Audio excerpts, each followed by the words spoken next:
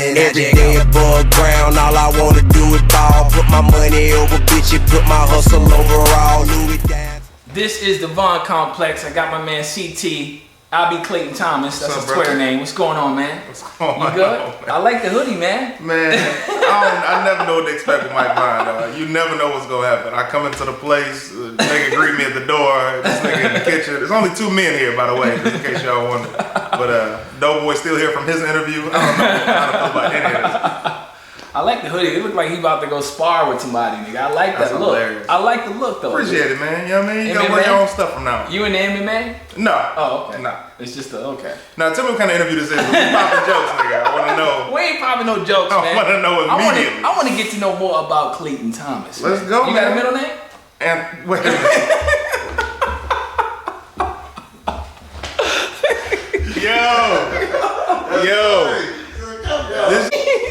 It's literally, it's so awkward because Mike Vaughn is the guy that, you know, Mike Vaughn has been a homie for a very long. What have I known you since we were 19? 19 we met in Chicago. I just turned 27. You, what, 26? 26, yeah. It's like when you meet Mike Vaughn, he's a good dude, but you never know what the fuck his angle is. Like, you never know what Mike Vaughn is on. Like, today, if y'all saw the beginning of the interview, I don't know if he's going to keep it. He was like, yeah, so Clayton Thomas, man. What's going on, buddy? So, what's your middle name? I'm like, the fuck, why? Why the fuck do you want to know my middle name? Oh, just interview, brother. So, nice hoodie. T.I., what the fuck interview is it? I didn't get a chance to look around the apartment. I can't. Last time I was here, you had a girlfriend. I guess predominantly this was all her shit that was in here, and now it's all gone. Her furniture, man. But now I'm focused. Now I'm doing my show. People always say I'm focused when shit goes bad. So hey, man, he just lost his life. Hey man, I just been in a car accident, but you know what? They make up some story. Now, yeah, I'm so focused right now. You know, can't nobody stop me right now. I got my arm in a sling, but you know,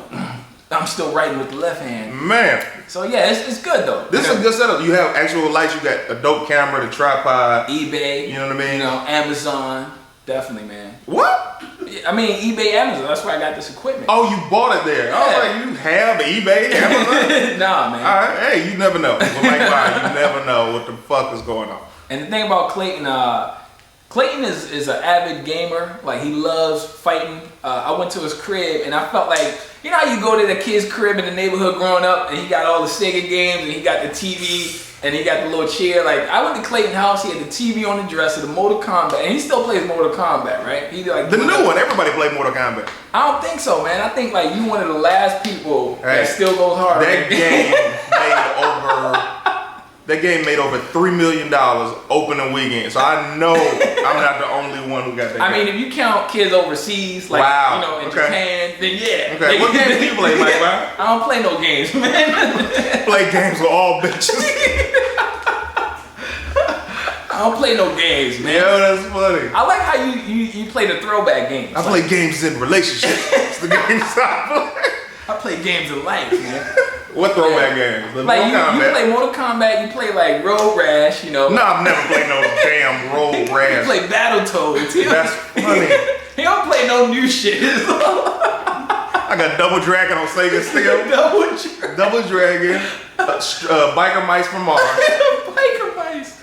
The original Turtles. I'm in tears, dude. That's how funny this interview is. The original Ninja Turtles. I still don't know what's going on, believe it or not. We switched 80 different times. We went from my dad working at McDonald's. We talked about Doughboy for a second. I don't know what is the foundation of this interview. Hey, it's the Vaughn Complex, man. That doesn't answer my question, Mike Vaughn. If you follow me on Twitter, you will get this interview. That's all I gotta say. You know, it'd be funny if this whole interview setup, because I haven't been on your page in a minute. If this whole interview setup is, hey y'all want to check me, interview some bitch ass niggas? Yes, we would like to see you. All right, check it out tomorrow. Mike Vaughn Complex. Like, I don't know what they expect. I might be in the category. I don't know what this is gonna be edited to. So CT, I want to ask you, man. You grew up in Detroit, man. Yeah, man. Motor City. Yes, sir. Okay. How did you grow up in the hood? Did you grow up in the suburbs? Oh, absolutely not. I grew up in the very affluent part of Detroit, West Side. If you're familiar, my mother worked too hard for us to be in the hood. No offense to anybody who grew up in the hood. I just never had to face that lifestyle. All my friends were hood. They used to ask me how the suburbs were, and I asked them how the hood was, but I never really wanted to go. They asked you how the suburbs were. Yeah, man. I'm a very privileged child. I had everything I wanted. My father was around. Everything. I feel great. Wow, dude.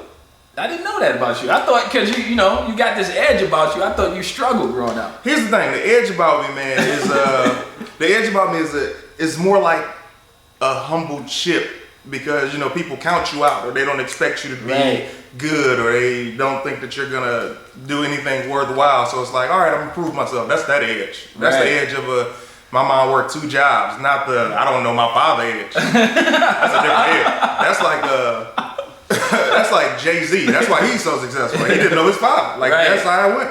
His father was gone. Your pops is you still talk to your pops. You close to your pops. I'm very close to my dad, man. Clayton Senior. He actually I just started talking about this on stage. My father works at McDonald's, and I don't really talk too much about him. And it's because it's not like you know McDonald's is a horrible place, but it's like he's the area manager, like 16 of them. But at the end of the day, you work at McDonald's. So that's not something you want to brag about. He's not actually on the fryer, nigga. He's not. No. But when here's the thing: when you're a kid, that shit is amazing. You know, you go to school with Happy Meals, all the brand new, you know, sandwiches to come out. But when you get older, you got to tell people what your father does. It's not respected as much. Like every time I say my father worked at McDonald's, everybody start laughing, and I'm like, this is exactly what I'm talking about. Well, can't you just say he's a regional manager or something? It doesn't matter. It's McDonald's. That's like if I told you right now, I'm like, yeah, man, I'm a comedian. Oh, where you perform at, man? You ever been down to a Subway down the street? They got this comedy spot in the back. And like, it's the same thing. Yo, I didn't look at it like that, man. Yeah, man. I feel like your dad's a few notches up though. Like I wouldn't tell people my dad worked at Mickey D's because he don't work in the cook with the fries, man. Yeah, it's not a comfortable situation, but I appreciate the compliment on the sweater. I don't like your shirt, but I do like the fact that you have it, you know, button all the way to the top. Yeah, man, it's my style. You know, I'm looking for like military chic fashion. You know what I mean? That's what I'm going for. You have the attire as a child who just got molested. Like that's the clothes they give you at the foster home. So we roasting now. No, I'm just getting you back for the whole fresh. I heard it. He's like fresh out. He was like, oh, you look like you fresh out. What you, MMA? Oh, what's the hoodie? I mean, he look like he about to promote a T.I. album coming out. It's like, I don't know. He hanging up posters in Atlanta. Like, yeah. I give you that. You know, CT, I like to ask comics I interview about where they used to work, you know. So, where was your worst job, or where was your last job, I should say? Okay, well, the worst job I ever had was, I'll give you my worst job, my best job, and the last job. The worst job I ever had, I used to work at Payless. I worked at Payless, which is actually also my last job. I was 19, I was working at Payless. I was a greeter. Right. The woman hired me because she said, I like your smile. I want you to greet people. And I'm like, all right, you know what I mean? Because I was selling comedy tickets outside of her store. And I was working there for like 7 months, getting paid every week. Like, it was nice. And I got booked to do a comedy club for the weekend. Right. And he was like, yeah, I'm going to pay you $250 to host. I'm like, cool, you know what I mean? So, end of the weekend came. Well, before the weekend started, I was like, hey, I need Friday, Saturday, and Sunday off. And she was like, I can't do that. And I was like, well, I quit. You can't give me my days off. I'm about to blow up in Detroit. So I quit. I went down there, did the shows. End of the weekend, he gives me an envelope and starts to walk away. Now, I've never really been the type of comedian to count my money in front of people because I was like, oh, that's rude. But I was like, something told me to count it. And I was like, all right.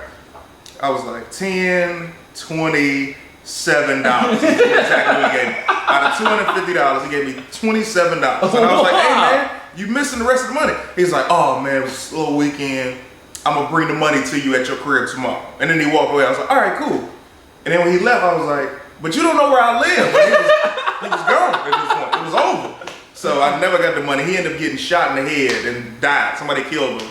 And the whole time, Lord forgive me, I was like, I'm never gonna get the rest of my money. That was your first thought. That was my first thought. So clearly I didn't go back to Payless and beg for my job back.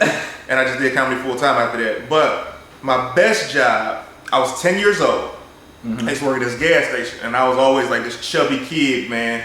And I was 10 years old. They said, we'll pay you $10 an hour. You only gotta work 2 hours a day.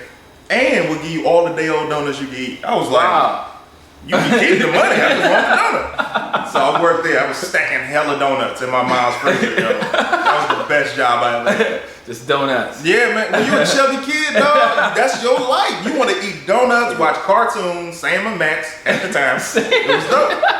So that's the best and worst job, and the last job. That's and it's been comedy full time ever since, man. Yeah, man. There have been some hard times with it, but it's been comedy ever since. Yeah. What was your rock bottom point in LA? Did you reach that point where you like, you know? Which one? I've been homeless twice. Accused of some bullshit. The truth came out but didn't come out publicly. What was another hard point?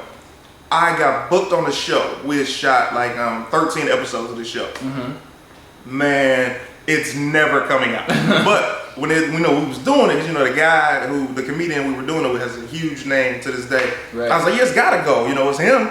And the show didn't get picked up, but I came back, home.